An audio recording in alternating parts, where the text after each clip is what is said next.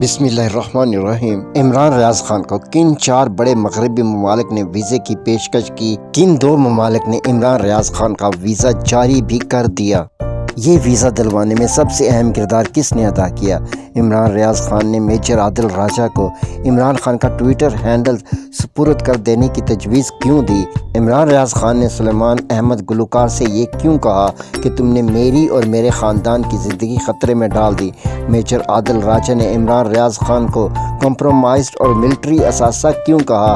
آج کی ویڈیو میں ان سوالات کے جوابات تلاش کریں گے، لہٰذا عمران ریاض خان کے بارے میں حیرت انگیز معلومات جاننا چاہتے ہیں تو جڑے رہیے اس ویڈیو سے آخر تک۔ صدیق جان نے اپنے حالیہ انٹرویو میں یہ انکشاف کیا کہ عمران ریاض خان کو اب تک کی معلومات کے مطابق 2 بڑے ممالک برطانیہ اور امریکہ نے انہیں ویزے جاری کر دیے ہیں۔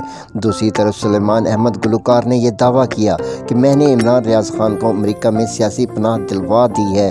میں نے اس بارے میں عمران ریاض خان کے لیے امریکہ میں سیاسی پناہ کا ویزا تک حاصل کر لیا ہے۔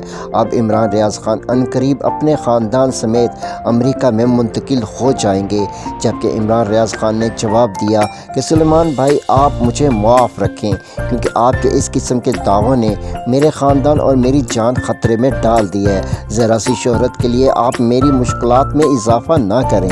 صدیق جان نے اپنے مذکورہ انٹرویو میں یہ انکشاف کیا کہ دراصل چند بڑی صحافتی تنظیموں اور اوورسیز پاکستانیوں نے ایک ڈاکومنٹ مرتب کیا جس میں عمران ریاض خان کے بارے میں ساری تفصیلات لکھیں کہ کیسے انہیں 5 ماہ کے لیے زبردستی غائب کر دیا گیا، انہیں 5 بار گرفتار بھی کیا گیا، اور حال ہی میں کیسے خفیہ اداروں نے عمران ریاض خان پر جان لیوا حملہ کیا، مگر خوش قسمتی سے عمران ریاض خان اپنی جان بچا کر پاکستان سے نکل جانے میں کامیاب ہوئے ہیں۔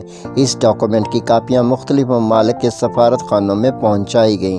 اس کے علاوہ اقوام متحدہ اور یورپی یونین کو بھی یہ کاپیاں ارسال کی گئیں، جس کے بعد 4 بڑے مغربی ممالک نے عمران ریاض خان کو اپنے ملک کے لیے ویزا جاری کرنے کی پیشکش کی، اور ان میں سے 2 ممالک نے تو عمران ریاض خان کو اپنے ملک کے ویزے بھی جاری کر دیے۔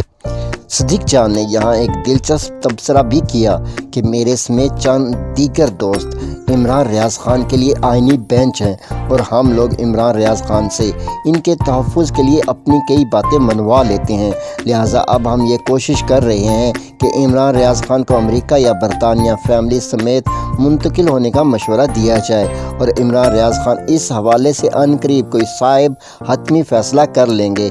عمران ریاض خان نے ایک ٹویٹر سپیس میں بات کرتے ہوئے خود کہا کہ میجر عادل راجہ کے مطابق پاکستان تحریک انصاف کی زیادہ تر قیادت اور ہم جیسے عمران خان کے خیر خواہ غدار ہیں اور کمپرومائزڈ ہیں، اور ہم لوگ اسٹیبلشمنٹ کے اسکرپٹ پر کام کر رہے ہیں۔